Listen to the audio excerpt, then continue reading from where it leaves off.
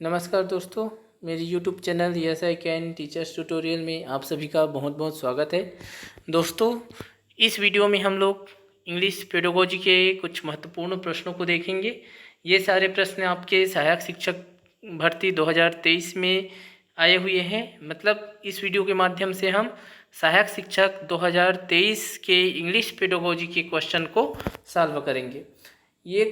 ये वीडियो आप लोगों के लिए इसलिए भी इम्पोर्टेंट है क्योंकि इसमें मैं क्वेश्चन के साथ साथ ऑप्शन में भी संक्षिप्त रूप से चर्चा करूंगा। ज़्यादा डिटेल में चर्चा नहीं करूंगा बस, लेकिन हम लोग क्वेश्चन को देखते जाएंगे कि विथ एक्सप्लेनेशन हम क्वेश्चन को सॉल्व करेंगे। इसके पूर्व जो है मैंने पिछले सत्र में इंग्लिश पेडागोजी से रिलेटेड बहुत सारे वीडियोस बनाए हैं और वो वीडियोस जो है अभी आगामी छत्तीसगढ़ टीचर भर्ती में और सीजी टेट में दोनों में ही काम आएंगे। अगर उन वीडियो को आप जो है अच्छे से ध्यान से मेरी बातों को सुनते हुए देखेंगे, समझते हुए देखेंगे, तो वो वीडियो भी आपको सीजी टेट और सीजी टीचर भर्ती में बहुत काम आने वाला है। तो चलिए शुरुआत करते हैं। पहला क्वेश्चन देखिए। यदि आप लोग मेरे चैनल में पहली बार आए होंगे तो चैनल को सब्सक्राइब कर सकते हैं। चलिए देखिए, which approach endorses fluency is more important than accuracy. देखिए क्वेश्चन क्या बोल रहा है कि कौन सा अप्रोच समर्थन करता है, किस बात का समर्थन करता है कि fluency is more important than accuracy.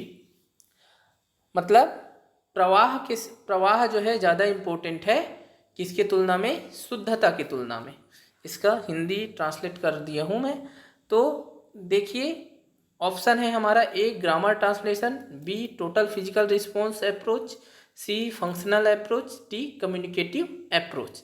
तो देखिए अप्रोच या फिर मेथड, ठीक है, इंग्लिश लैंग्वेज टीचिंग के अप्रोच, टेक्निक, मेथड एक प्रकार से आप समझिए, ठीक है। तो यहाँ पे देखिए 4 अप्रोच दिया हुआ है, 4 मेथड दिया हुआ है। तो कौन सा मेथड में जो है फ्लुएंसी जो है ज़्यादा इम्पोर्टेंट माना जाता है किसकी तुलना में, एक्यूरेसी की तुलना में।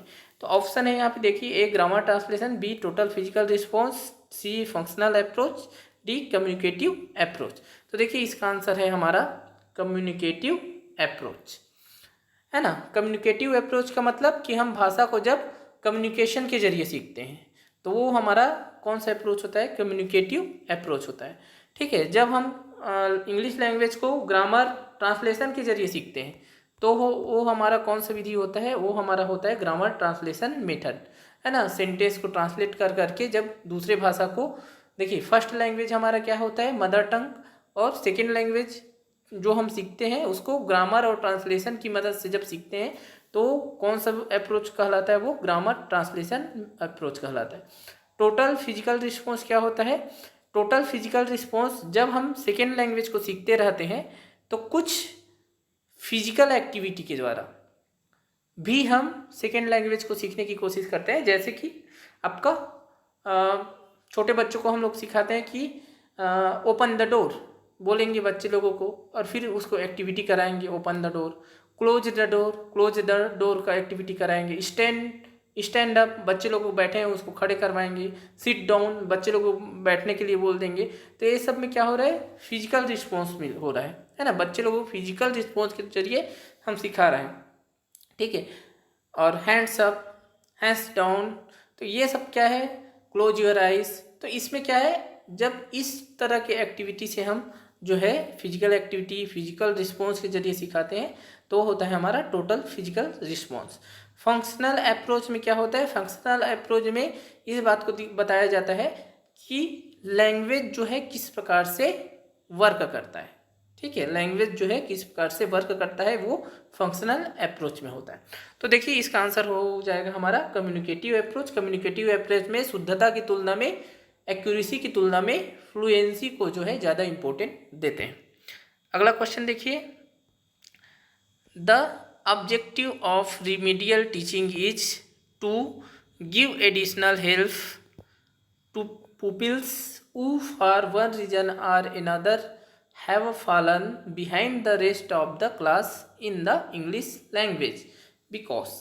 अब देखिए इसमें क्या बोला है कि रेमेडियल टीचिंग को रेमेडियल टीचिंग का ऑब्जेक्टिव उद्देश्य उन छात्रों को अतिरिक्त सहायता देना है जो किसी कारणवश अन्य कक्षा के छात्रों से पीछे हो गए हैं, जो बाकी छात्र हैं उनसे पीछे हो गए हैं, कोई भी कारण हो सकता है, उसको अतिरिक्त सहायता देना रेमेडियल टीचिंग कहलाता है। तो देखिए रेमेडियल टीचिंग का क्या परिभाषा होता है, इस क्वेश्चन से हम लोग समझ पाएंगे कि इसी क्वेश्चन में रेमेडियल टीचिंग को हम समझ सकते हैं इसी क्वेश्चन के जरिए कि यहाँ पे देखिए लिखा है द ऑब्जेक्टिव। ये क्वेश्चन भी आ सकता है जब नेक्स्ट टाइम में कुछ और क्वेश्चन आ सकता है कि the objective of remedial teaching, फिर वहाँ ऑप्शन दे दिया रहेगा तो आपको करेक्ट ऑप्शन चूज करना है।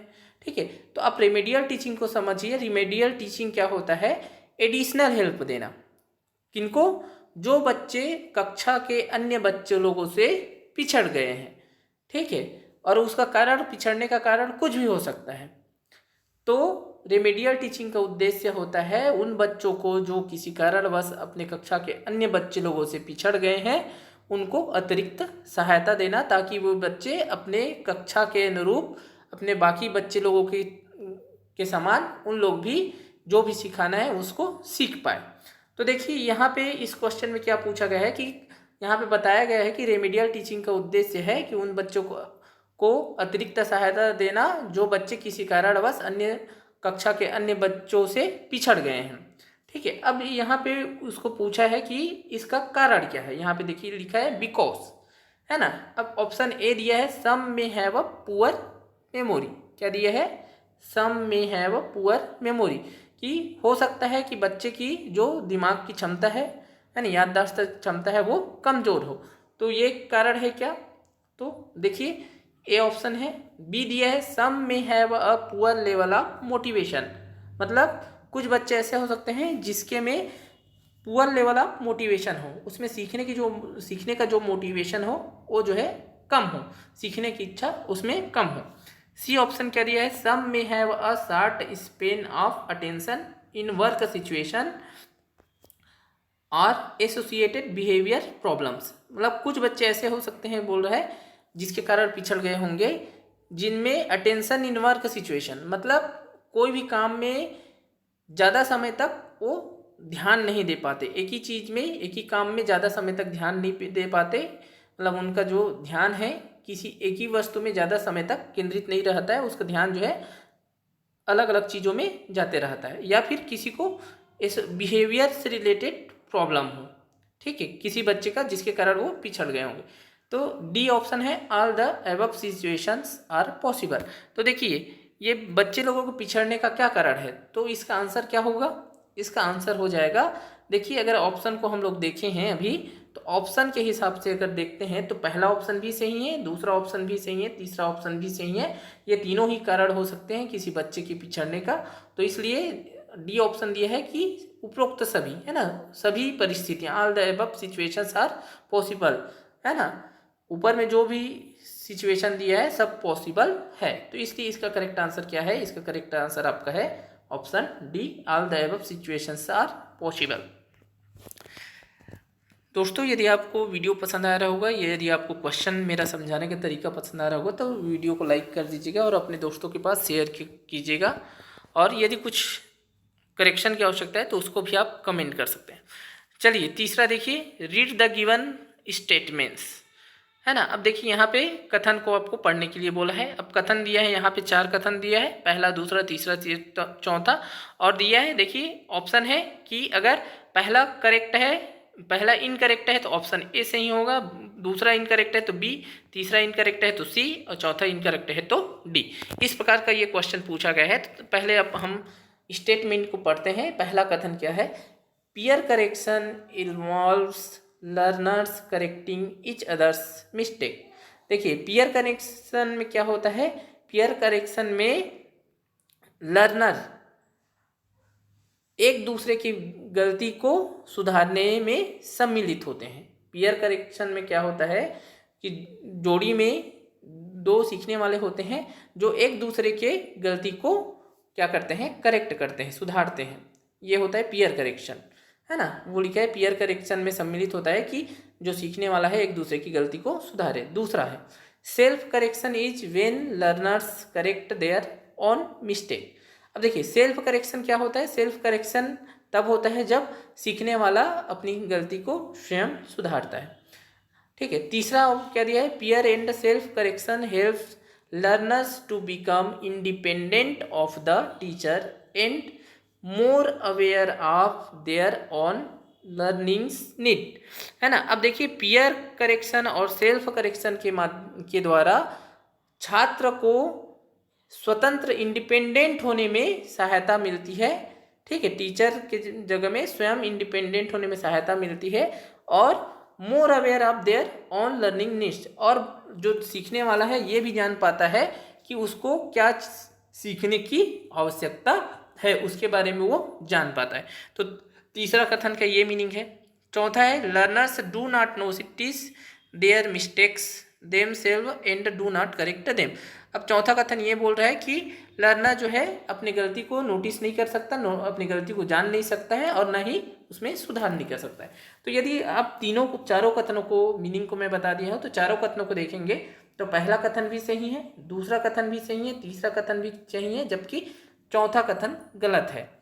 ठीक है, तो हमको वही पूछा है कि कौन सा कथन यहाँ पे चौथा कथन इनकरेक्ट है, तो इसके लिए आंसर क्या हो जाएगा आपका डी, फोर्थ इज इनकरेक्ट, है ना। क्योंकि लर्नर जो है सीखने वाला है ना, कोई भी सीखने वाला हो वो कुछ न कुछ अपनी गलती को भी जान सकता है, नोटिस कर पाता है और उसको चाहे तो वो सुधार कर सकता है। इसलिए इसका डी ऑप्शन सही होगा कि फोर्थ इज इनकरेक्ट स्टेटमेंट। अगला क्वेश्चन देखते हैं हम लोग। Miss Jyoti is teaching the student in class 5। Miss Jyoti, देखिए मिस ज्योति कथन, मिस ज्योति जो है क्लास 5 में पढ़ती है और मिस ज्योति का ये कथन है। क्या कथन है देखते हैं। द चीता is the fastest land animal. What is the part of speech of the word fastest. अब देखिए मिस ज्योति बोल रही है कि चीता सब फास्टेस्ट लैंड एनिमल है, सबसे तेज लैंड एनिमल है, और what is the part of speech of the word fastest. तो इस फास्टेस्ट वर्ड में कौन सा पार्ट ऑफ स्पीच है। मीनू, अब देखिए मीनू उसके बच्चे जो है रिप्लाई दे रहे हैं, मीनू दे रही है adjective, Seelu adverb, Sonu noun, Monu verb. तो ऑप्शन है A Meenu is right, B Seelu is right, C Sonu is right, D Monu is right. तो इसका करेक्ट आंसर क्या है, इसका करेक्ट आंसर है आपका मीनू इज राइट। क्योंकि देखिए फास्टेस्ट, ये फास्टेस्ट क्या कर रहा है, ये जो है नाउन की विशेषता बता रहा है। नाउन यहाँ पे क्या है, चीता, है ना, इसकी विशेषता बता रहा है। तो इसका मतलब है कि फास्टेस्ट क्या है, फास्टेस्ट एडजेक्टिव है। फास्टेस्ट क्या है, फास्टेस्ट आपका एडजेक्टिव है। करेक्ट आंसर आपका, तो इसलिए क्या हो जाएगा, Meenu is right, option A correct हो जाएगा इसके लिए। अगला क्वेश्चन देखते हैं हम लोग। देखिए अगला क्वेश्चन क्या था। Sumit a young learners in his early days of learning used to say I got to school instead of I went to school, this is an example of. देखिए क्या बोल रहा है कि सुमित एक यंग लर्नर है जो अपने प्रारंभिक दिनों में जब वो सीखता था तो आई गोट टू स्कूल बोलता था, किसके बजाय, आई वेंट टू स्कूल के बजाय वो आई गोट टू स्कूल बोलता था।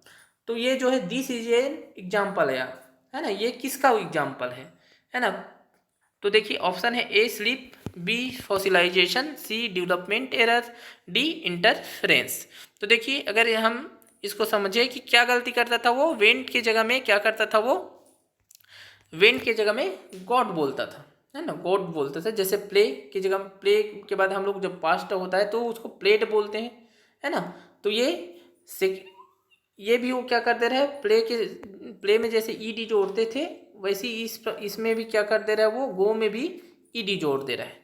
ठीक है, और ईडी जोड़ के वो बोल रहा है, जबकि उसको क्या बोलना चाहिए था, वेंट बोलना चाहिए था। तो देखिए ये क्या है, ए स्लीप, स्लीप मतलब जब जबान फिसल जाता है कुछ बोलते बोलते, ठीक है, कुछ दूसरा चीज़ बोल लेते हैं। फी फॉसिलाइजेशन, सी डेवलपमेंट एरर्स और डी इंटरफेरेंस।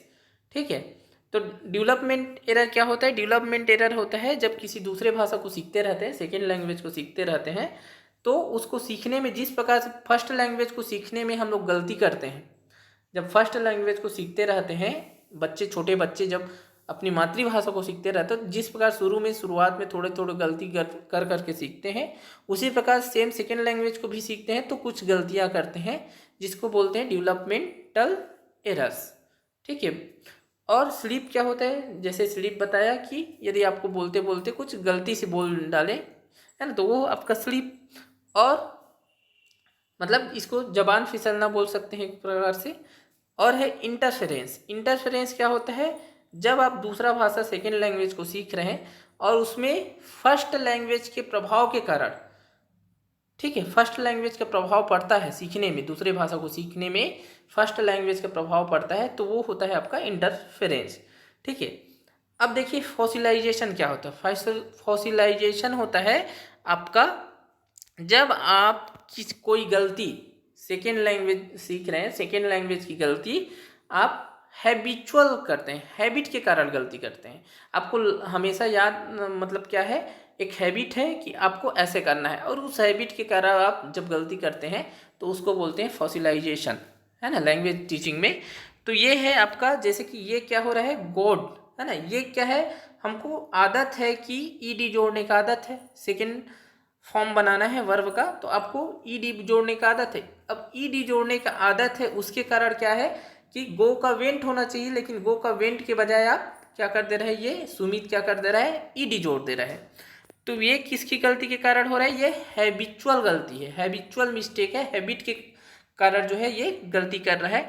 तो इसको क्या बोलते हैं, इसको बोलते हैं हमारा, इसका आंसर होगा फॉसिलाइजेशन। ठीक है। तो इस क्वेश्चन का आंसर हो जाएगा आपका फॉसिलाइजेशन। अगला क्वेश्चन देखते हैं।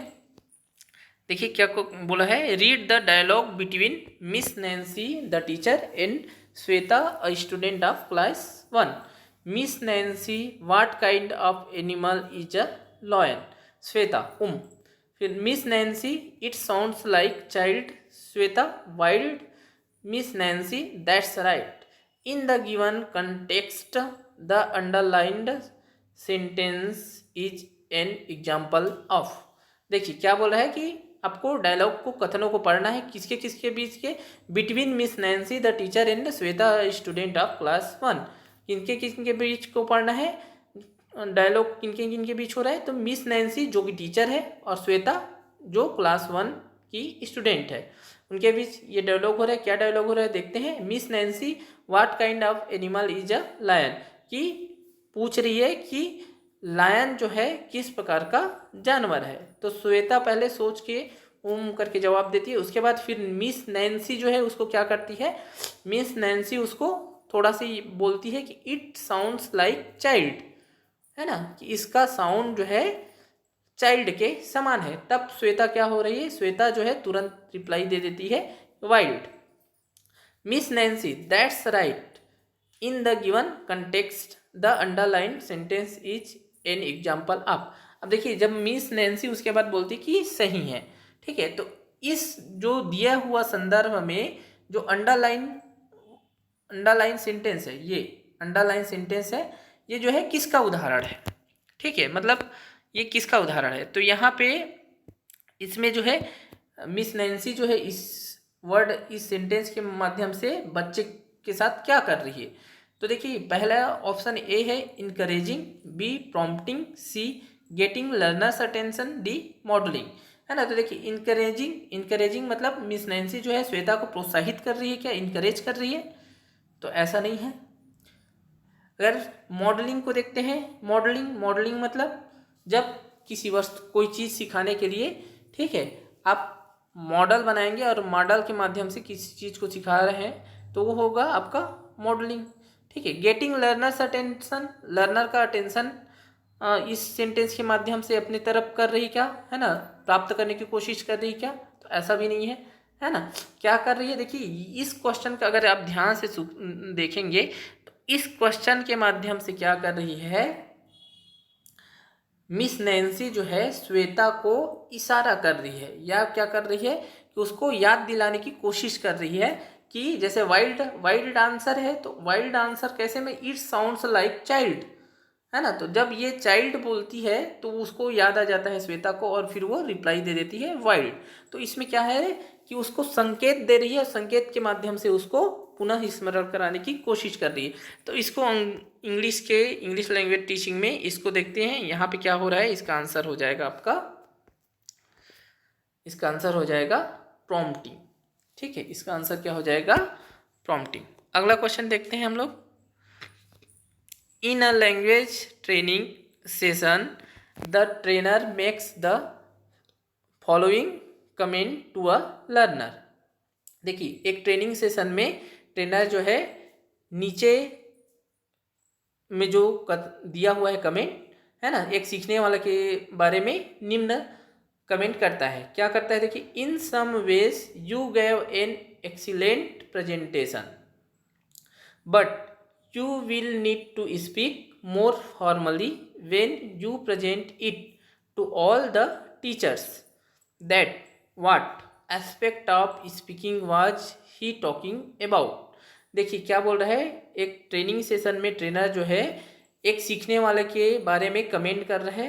क्या कमेंट कर रहा है कि in some ways you gave an excellent presentation, आपने बहुत अच्छा प्रेजेंटेशन दिया है, but you will need to speak more formally when you present it to all the teachers. लेकिन आपको कैसे बोलना चाहिए, मोर फॉर्मली, है ना, फॉर्मली ज़्यादा और फॉर्मल होके आपको बोलना चाहिए या बात को रखनी चाहिए जब आप इसको सारे टीचर के से प्रेजेंट कर रहे हैं। ठीक है, तो what aspect of speaking was he talking about, है ना। तो देखिए इसमें क्या बोला गया है कि इसमें आपको कैसे बोलना चाहिए, बोल रहा है कि मोर फॉर्मली, है ना, स्पीक मोर फॉर्मली, ज़्यादा औपचारिक होकर आपको बात करनी चाहिए। तो इसमें स्पीकिंग का कौन सा क्षेत्र, स्पीकिंग के कौन से एस्पेक्ट की बात कही जा रही है, एस्पेक्ट ऑफ स्पीकिंग, है ना, what aspect of speaking was he talking about. तो देखिए ए फ्लुएंसी के बारे में, तो देखिए यहाँ धारा प्रवाह के बारे में बात नहीं हो रही है। बी इंटरेक्शन, तो देखिए यहाँ इंटरेक्शन के बारे में भी बात नहीं हो रही है ना, अंततः।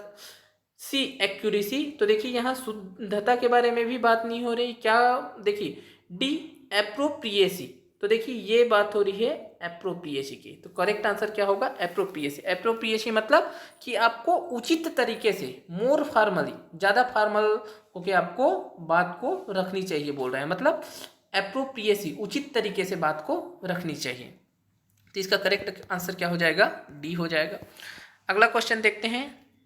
अ smartphone is a readily available resource if thoughtfully used as a language learning tool because one can, है ना। देखिए एक स्मार्टफोन जो है रीडली अवेलेबल है ना, ज़्यादा इजीली अवेलेबल हुए है अभी वर्तमान में। यह smartphone is a readily available resource, है ना, यदि if thoughtful used as a language learning tool, यदि हम इसको विचार करके इसका उपयोग लैंग्वेज लर्निंग टूल के रूप में करें, है ना, बिकॉज वन कैन, तो इससे क्या किया जा सकता है, बिकॉज वन कैन, तो क्योंकि इसका किया जा सकता है, क्या किया जा सकता है। देखिए पहला दिया है इसमें, पहला है स्टोर ऑफलाइन डिक्शनरी, दूसरा record your on voice and replace, तीसरा एक्सेस मॉडल ऑडियो मटेरियल। तो देखिए एक स्मार्टफोन की को यदि हम लोग लैंग्वेज लर्निंग टूल के रूप में उपयोग करें तो इससे हम क्या क्या कर सकते हैं। तो देखिए अगर ऑप्शन यहाँ पे दिया है, A only 1, only 2, C only 3, D all 1, 2 and 3। तो देखते हैं यदि हम लोग लैंग्वेज लर्निंग टूल के रूप में स्मार्टफोन को यूज करें तो इसमें पहला कथन भी कर सकते हैं, store offline dictionary. Offline dictionary होता है, उसका ऐप होता है, उसको स्मार्टफोन में को लैंग्वेज लर्निंग टूल के रूप में इसको स्टोर करने के लिए उपयोग कर सकते हैं। तो पहला तो सही है, ठीक है, इसलिए ऑप्शन ए तो गलत हो जाएगा। दूसरा है record your on voice and replay, ठीक है, तो इसमें हम अपने स्वयं के वॉइस को रिकॉर्ड कर सकते हैं और रिप्ले कर सकते हैं कुछ चीज़ को पढ़ाने के लिए, लैंग्वेज भाषा सिखाने के लिए बच्चे लोगों को। तीसरा है एक्सेस मॉडल ऑडियो मटेरियल, तो ये भी कर सकते हैं। तो देखिए यहाँ पे हम लोग स्मार्टफोन का उपयोग इन तीनों ही चीज़ को करने के लिए कर सकते हैं और उसका उपयोग लैंग्वेज लर्निंग टूल के रूप में कर सकते हैं। इसका मतलब हो जाएगा कि हमारा ऑप्शन डी सही है, ऑल 1, 2 एंड 3 ये तीनों ही काम हम कर सकते हैं। अगला क्वेश्चन देखते हैं। देखिए क्या लिखा है, mister Raj is travelling from Raipur to Ahmedabad, he is travelling by air for the first time, unfortunately all the display boards have crashed that day, so the airport staff members are frequently making announcements.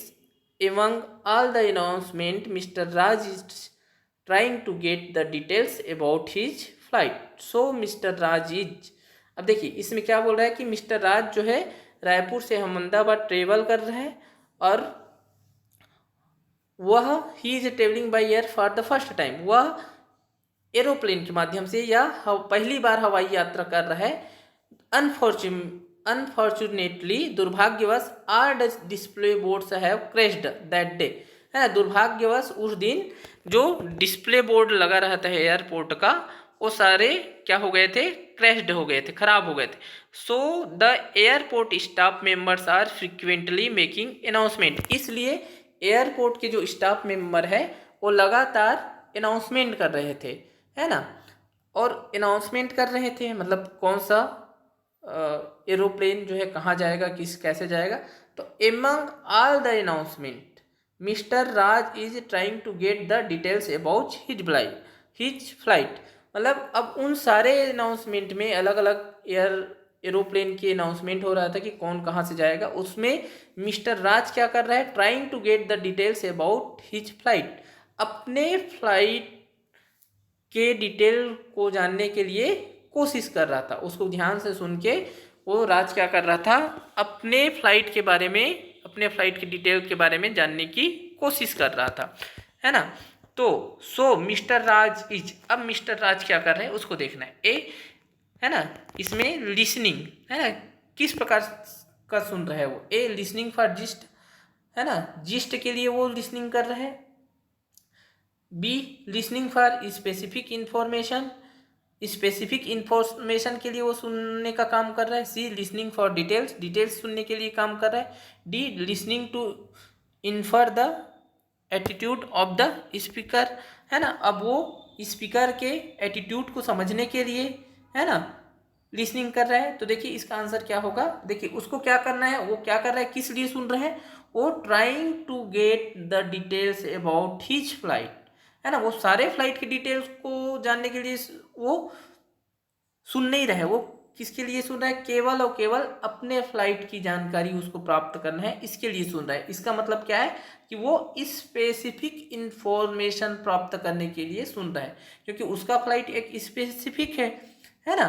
तो gist का मतलब होता है सार, तो वो सार निकालने के लिए सुन तो नहीं रहा है। जैसे कि कहानी को सुनेंगे और फिर कहानी को सुनने के बाद जब उस कहानी को सुनेंगे तो वहाँ पे हम किसके लिए सुनेंगे, कहानी का सारा चीज़ को तो याद नहीं रखना रहता है, क्या करना रहा है, उसका सार को निकालना रहता है। तो जब कहानी अगर होता, कहानी को सुनते तो वहाँ पे क्या होता कि लिसनिंग फॉर जिस्ट होता, ठीक है। जब कहानी होता, कहानी को सुनने का काम होते रहता तो वो होता हमारा लिसनिंग फॉर जिस्ट। जबकि इसमें क्या हो रहा है, इसमें देखिए हिज फ्लाइट है, डिटेल्स अबाउट हिज फ्लाइट, मतलब उसके अपने फ्लाइट की डिटेल्स उसको जानना है ना। बहुत सारे फ्लाइट है, बहुत सारे फ्लाइट में उसको केवल किसके डिटेल्स के बारे में जानना है, अपने फ्लाइट की डिटेल्स, मतलब specific information.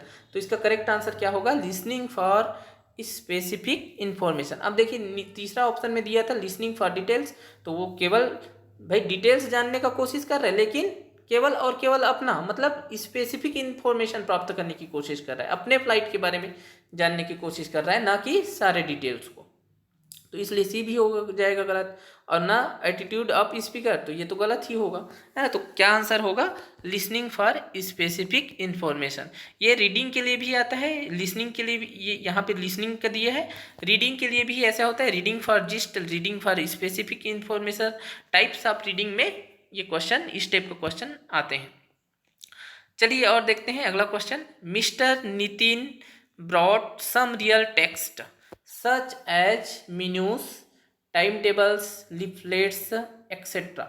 to the class to teach the student the vocabulary through real object.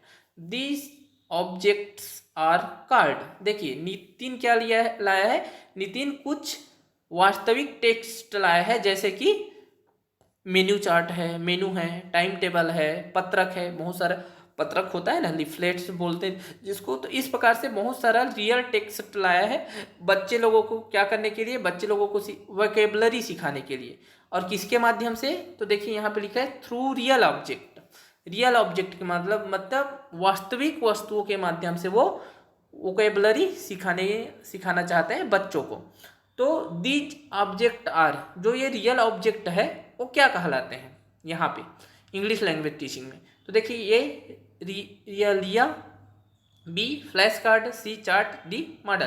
तो देखिए फ्लैश कार्ड क्या होता है, फ्लैश कार्ड जब एक छोटा सा कार्ड होता है जिसमें विभिन्न पिक्चर वगैरह रहता है, उसमें मीनिंग लिखा रहता है या फिर अंक वगैरह, तो इस टाइप का फ्लैश कार्ड होता है। तो ये यहाँ पे हमारा है रियल ऑब्जेक्ट है, तो रियल ऑब्जेक्ट तो होता नहीं है यहाँ।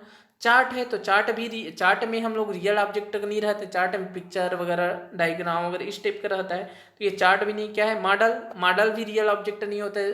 प्रत्यक्ष वस्तु का हम क्या किए रहते हैं, कुछ दूसरे वस्तु के द्वारा उसके जैसे प्रत्यक्ष वस्तु के समान बनाए रहते हैं, मॉडल बनाए रहते हैं। तो ये भी नहीं, ये क्या है, इसका आंसर है आपका रियलिया। क्या आंसर है, ये ऑप्शन ए करेक्ट है ना। जो इंग्लिश लैंग्वेज टीचिंग में या फिर जो प्रत्यक्ष वस्तु होती है उसको जब हम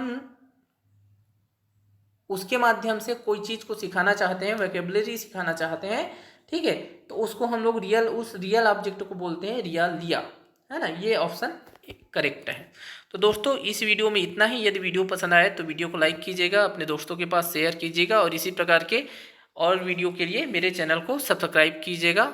और इंग्लिश पेडागोजी से संबंधित बहुत सारे वीडियो मेरे पहले से डले हुए हैं, ठीक है, आप उनको एक बार ज़रूर देखिए। वो आपके सीजी टेट और सीजी टीचर भर्ती के लिए बहुत ही ज़्यादा यूजफुल होंगे यदि आप उनको ध्यान से सुनेंगे। इसी प्रकार से जैसे इस वीडियो में मैं एक एक ऑप्शन को एक्सप्लेन किया हूँ कि क्यों ये ऑप्शन सही होगा, क्यों ये ऑप्शन गलत होगा, इसी प्रकार सारे वीडियो में मैं बताया था, ठीक है। वो सारे वीडियो आपके सीजी टेट सीजी टीचर भर्ती में पूछे गए विभिन्न इंग्लिश पेडागोजी से रिलेटेड क्वेश्चन हैं, तो वो आपको बहुत ज़्यादा हेल्प होने वाले हैं आगामी समय में होने वाली परीक्षा के लिए। तो दोस्तों इस वीडियो में इतना ही। यदि वीडियो पसंद आया तो वीडियो को लाइक कीजिएगा, शेयर कीजिएगा और मेरे चैनल को सब्सक्राइब कीजिएगा। धन्यवाद।